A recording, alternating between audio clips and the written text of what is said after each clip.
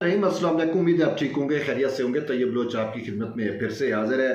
आज 16 सितंबर है और सबसे अहम चीज़ तो ये है कि आज बंदियालवी जुल्मत व ज़िया का सूरज जो है वो गरूब हो चुका है। जिस तरीके से आप देखते हैं कि चीफ जस्टिस उमर अता बंदियाल ने अपने पूरे टेन्योर के अंदर एक पूरी सुप्रीम कोर्ट के ऊपर जो बादल मंडला रहे थे, और बस सच अगर पूछें तो यही कहूँगा कि वो नहुसत के बादल जो है वो अब छट चुके हैं। कल सुबह का जो सूरज होगा वो अपना एक नई नवीद लेके आएगा।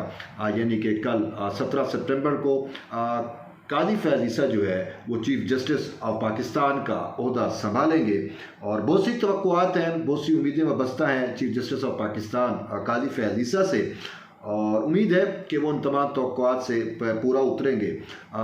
बिल्कुल 180 का आप डिफरेंस देखेंगे साबिक चीफ जस्टिस उमर अता बंदियाल और जस्टिस काजी फैज़ ईसा के दरमियान, क्योंकि अब हमें तवक्को है और उम्मीद करेंगे कि जस्टिस काजी फैज़ ईसा जो है वो ज़रूर इंसाफ करेंगे। इसके बरक्स जब हम देखते हैं चीफ जस्टिस उमर अता बंदियाल की पूरी लेगेसी, पूरा टेन्योर जब हम उसको खंगालते हैं, देखते हैं, तो हमें यही नज़र आता है कि वो इंसाफ तो हुआ नहीं ना ओवरऑल पूरी। उसके अंदर अगर हम देखें, पूरा टेन्योर देख लें उमर अता बंदियाल का, तो इंसाफ तो हुआ नहीं।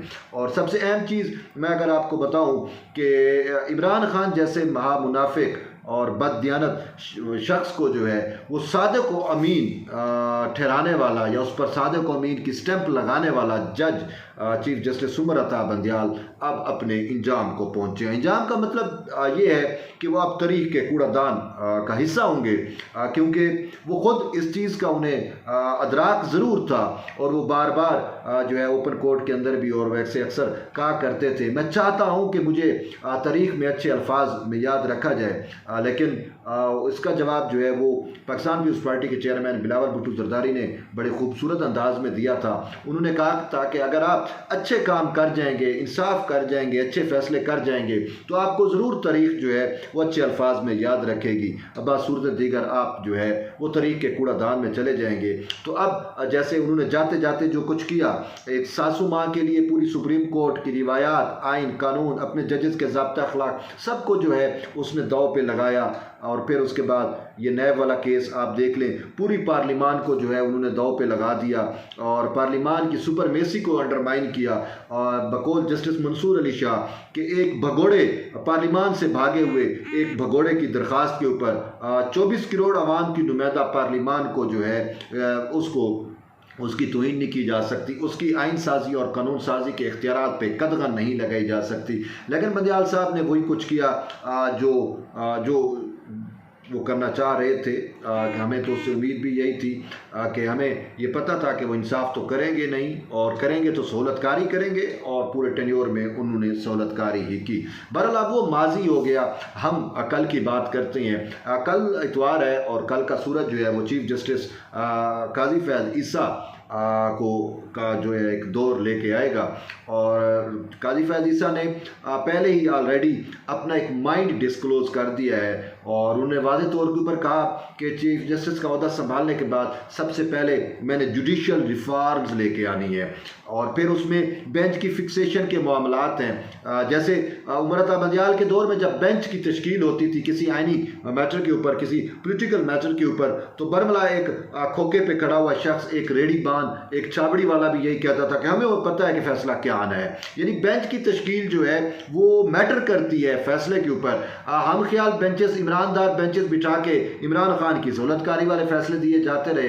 लेकिन अब काजी फैज़ ईसा का इस सवाल से पॉइंट ऑफ व्यू डिफरेंट है और उन्होंने बरमला कहा है कि केस मैनेजमेंट और बेंच की फिक्सेशन जो है वो इस तरीके से हो कि किसी को पता ही ना चले कि वो फैसला जो है वो मेरिट पे हो, इंसाफ हो। अगर हम ख्याल जजेस टाइप और एक पॉलिटिकल पार्टी को फेवर देने वाले जज बिठा दिए जाए तो वो फैसला वही होगा जो वो फेवर देंगे तो यही कुछ बंदियाल के दौर में होता रहा, लेकिन काजी साहब को इसी वजह से अहम जो है वो चैलेंजेस भी दरपेश हैं। और सबसे बड़ी बात यह है कि उमर अता बंदियाल ने जाते जाते बिल्कुल अपने लीडर इमरान खान की तरह काजी फैज़ ईसा की भी रास्ते में माइंस बिछाई हैं, और उन्हीं माइंस को क्लियर करने के लिए काजी साहब ने सबसे पहले जो वो इकदाम करने जा रहे हैं, 17 को तो हलफ रहेंगे और 18 को जब पहला उनका बतौर चीफ जज अदालती दिन होगा, तो उसी टाइम उन्होंने फुल कोर्ट बेंच बना दिया है।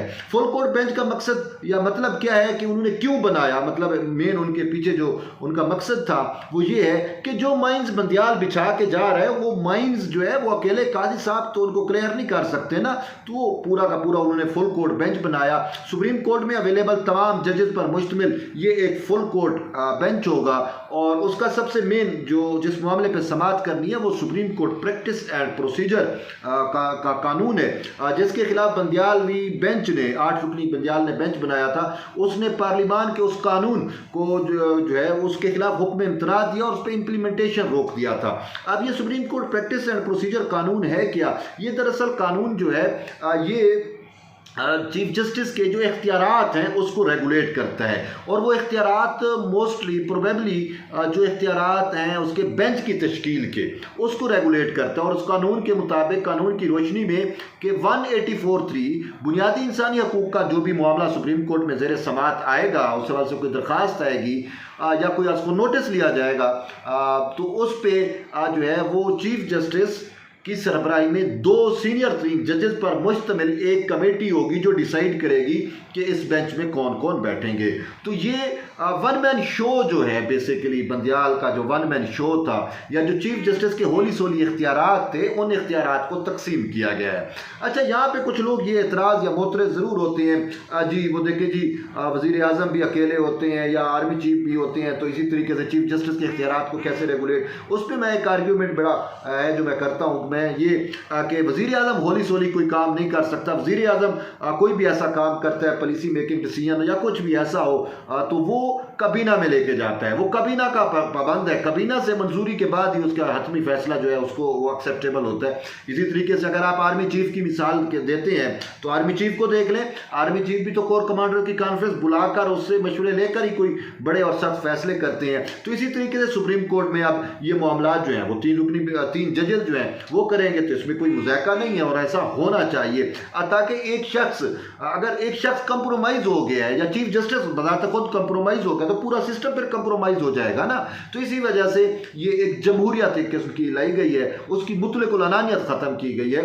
तो अब बंदियाल साहब ने तो इस पर स्टे ऑर्डर दिया हुआ था, लेकिन अब काजी साहब फुल कोर्ट बेंच बना के जो है इस मामले को देखेंगे, और अगर इस पे ये नज़र आ रहा है कि अगर हुक्म इम्तना ख़त्म हो गया और पार्लिमान जो कानून बना के गई थी supreme court practice and procedure act 2023, अगर उसकी तौसीक कर दी गई, अगर उसको वैलिडेट कर दिया गया, तो फिर 184(3) के तहत बंदियाल ने इस कानून के आने के बाद जितने भी फैसले किए हैं वो सारे के सारे फैसले अपनी वक़्त खो देंगे, वो ख़त्म हो जाएंगे, और वो बेंच भी उनका वजूद गैर कानूनी होगा, बेंचेस का वजूद गैर कानूनी होगा, तो फैसले भी गैर कानूनी हो जाएंगे। तो ये सबसे अहम चीज़ है।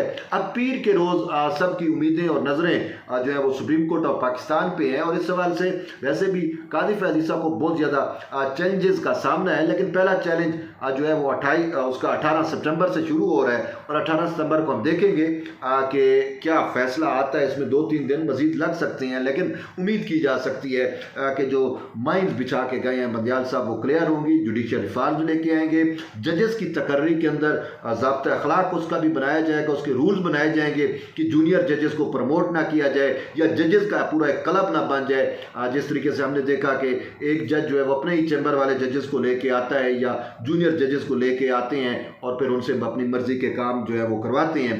तो उम्मीद है ये भी चीज़ें छट जाएंगी, और इसके साथ साथ जो इंसाफ है वो भी अब हमें किसी न किसी हद तक होता हुआ नज़र आएगा।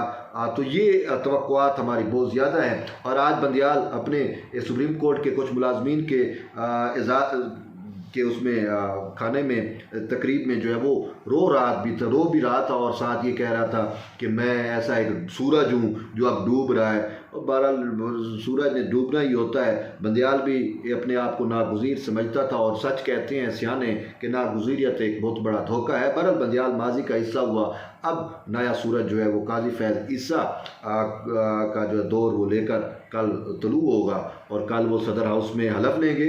और उसके बाद शाम को हम ये भी सुन रहे हैं कि सुप्रीम कोर्ट में उन्होंने एक जो है इशाया भी दिया हुआ है, वो भी हम देखेंगे। उस हवाले से कोई अपडेट होगी तो हम आप तक शेयर करेंगे। लेकिन पीर के रोज़ जो है वो बाकायदा उनकी जो चीफ जस्टिस का दौर होगा वो पीर के रोज़ से बाकायदा शुरू होगा और पहले ही रोज़ जो है फुल कोर्ट बेंच है।